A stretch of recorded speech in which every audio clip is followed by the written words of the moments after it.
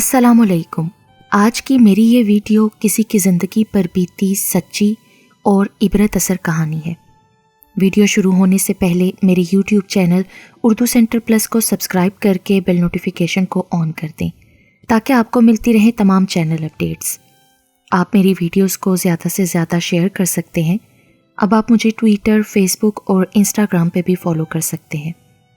میں اپنے چچا زاد کی بچپن کی منگیتر تھی۔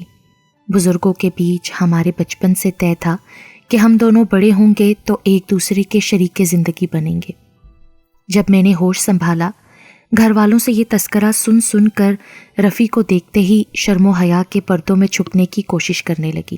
ہمارا اور چچا کا ایک ہی گھر اور آنگن تھا، مگر جب دونوں گھرانوں میں بچوں کی تعداد بڑھی تو ان میں دھینگا مشتی رہنے لگی۔ تبھی والد اور چچا نے عافیت جانی کے بیچ میں دیوار اٹھا کر ایک کے دو گھر بنا لیے جائیں۔ یوں میرے اور رفیع کے درمیان پہلے پہل جو دیوار حائل کی گئی وہ اینٹوں کی ہی بنی ہوئی تھی۔ دوری اگرچہ ذرا سی تھی، مگر میں نے تو اپنے چچا زاد کو بچپن سے خوابوں میں بسا لیا تھا۔ یہ دیوار اب ہمیں کو ہمالیہ جیسی لگتی۔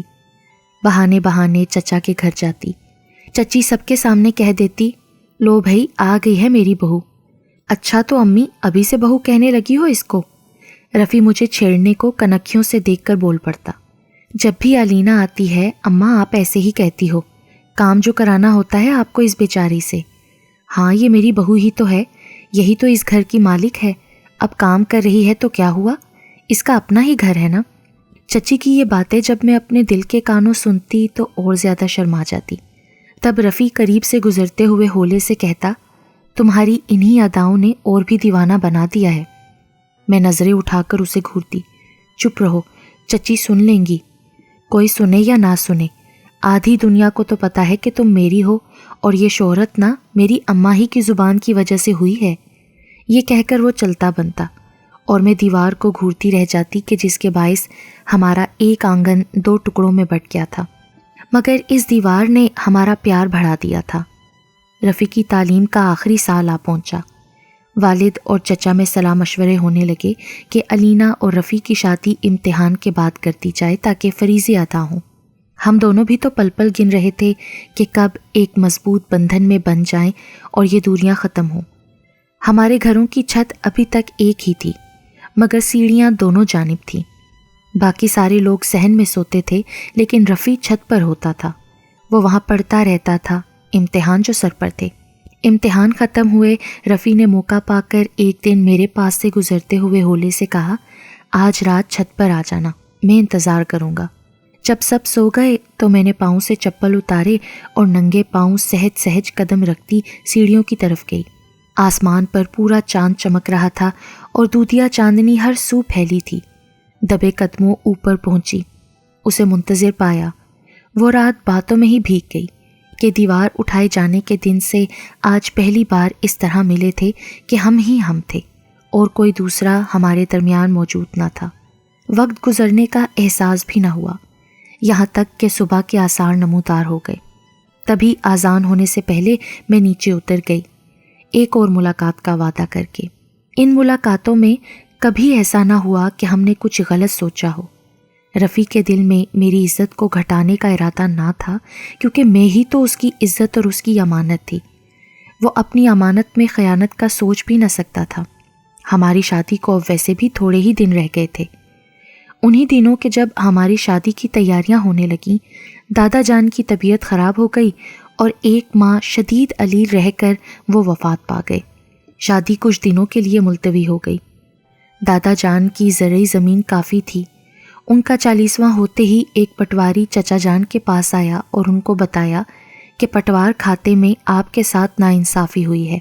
وراثت پکی کھاتا بندی پر چڑھانے سے پہلے اپنے بڑے بھائی سے بات کر لیں، کیونکہ آپ دونوں بھائی بھائی ہیں، مگر آپ کے مرحوم والد کی زمین کا ایک بڑا قطع آپ کے بڑے بھائی کے نام بلا شرکت غیر ہو چکا ہے، جبکہ آدھی کے مالک آپ بھی ہیں۔ انتقال زمین سے قبل اطمینان کر لیں، ورنہ بعد میں کچھ نہ ہوگا۔ چچا نے بابا جان سے اس معاملے پر بات کی تو انہوں نے کہا، یہ والد خود کر گئے ہوں گے، مجھے اس بات کا علم نہیں، تو اب ہم انصاف سے زمین کا آدھا آدھا بٹوارا کر لیتے ہیں۔ ابھی کھاتا بندی پر قطع نہیں چڑھایا گیا ہے، انصاف ہو سکتا ہے۔ چچا کہنے لگے، جو قطع وراثتی طور پر از خود آدھا آدھا ہم دونوں بھائیوں کے حصے میں آ رہا ہے وہ تو حقداروں کو شرعی لحاظ سے ٹھیک مل رہا ہے، لیکن جو قطع والد از خود پہلے سے ہی میرے نام کر چکے تھے وہ میرے نام ہی رہے گا۔ اس کی تبدیلی تمہاری خواہش کے مطابق نہیں ہوگی، یہ ابا جان کا اپنا فیصلہ ہے، ہم اسے تبدیل نہیں کریں گے۔ میرے والد جتلانے لگے، لیکن یہ تو ناانصافی والی بات ہے نا، تمام جائیداد میں ہم دونوں ہی آدھے آدھے کے مالک بنتے ہیں۔ انصاف کا تقاضا یہی ہے کہ اس بات کو درست کر لیا جائے۔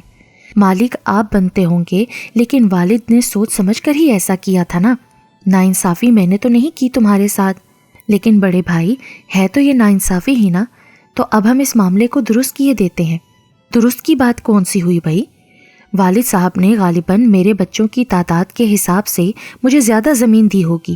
دیکھو نا، تمہارے 3 بچے ہیں جبکہ میرے 6 ہیں، تمہارا ان میں 1 بیٹا ہے جبکہ میرے حصے کی زمین میرے 5 لڑکوں میں بٹے گی، تو ہر ایک کے حصے میں کیا آئے گا؟ اسی لیے والد صاحب نے سوچ سمجھ کر ہی بٹوارا کیا ہوگا۔ میرے ابو اپنی بات پر اڑ گئے تو چچا اپنی بات پر۔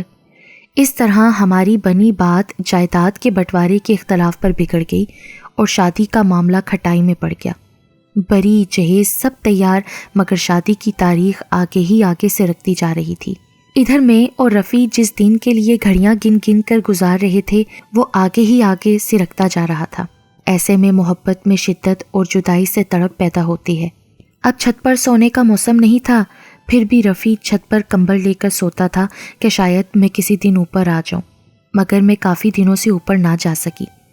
ادھر زمین کے تنازع نے سنجیدہ صورت اختیار کر لی اور پھر ایک دن ایسا آیا کہ چچا جان نے شور ڈال دیا، بلکہ آسمان سر پر اٹھا لیا کہ میں باقی کا وہ آدھا حصہ بھی لے کر ہی رہوں گا جو میرے نام بابا کر کے نہیں گئے۔ ہماری شادی کی تاریخ دھری رہ گئی اور دونوں گھرانوں میں بات چیت بند ہو گئی، بلکہ مقدمہ بازی کا اندیشہ سر اٹھانے لگا۔ میری اور رفیع کی بری حالت تھی۔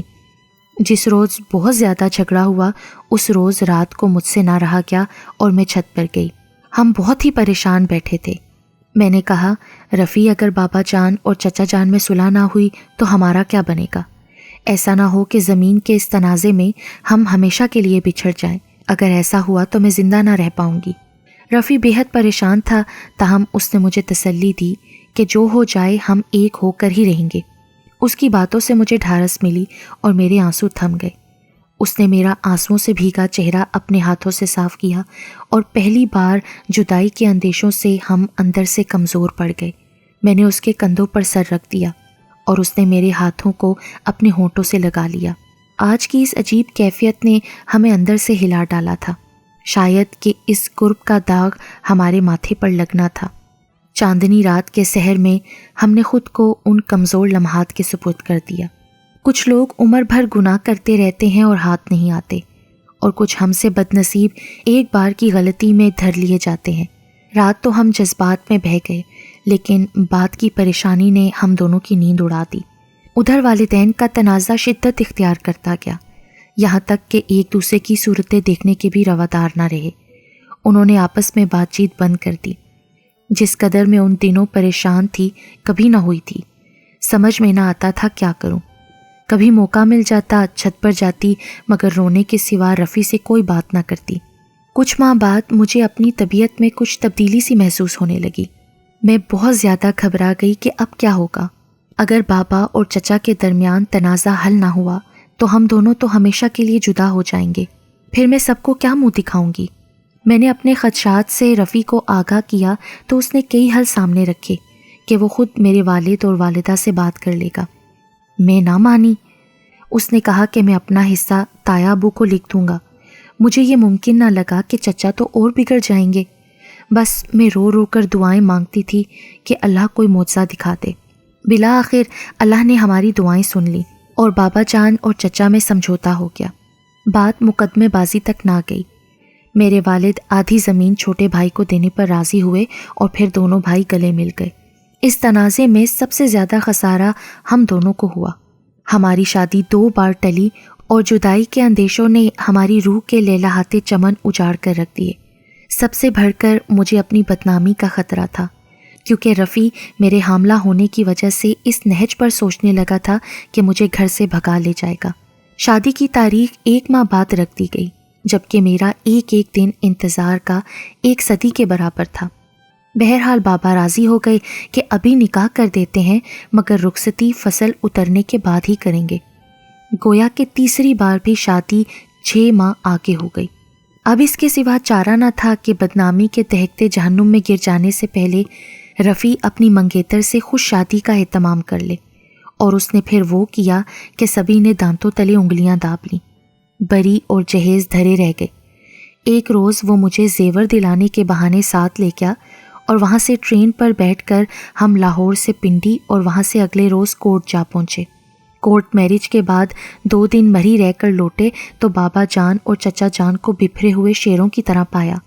جو انہوں نے برا بھلا کہا ہم نے سہ لیا۔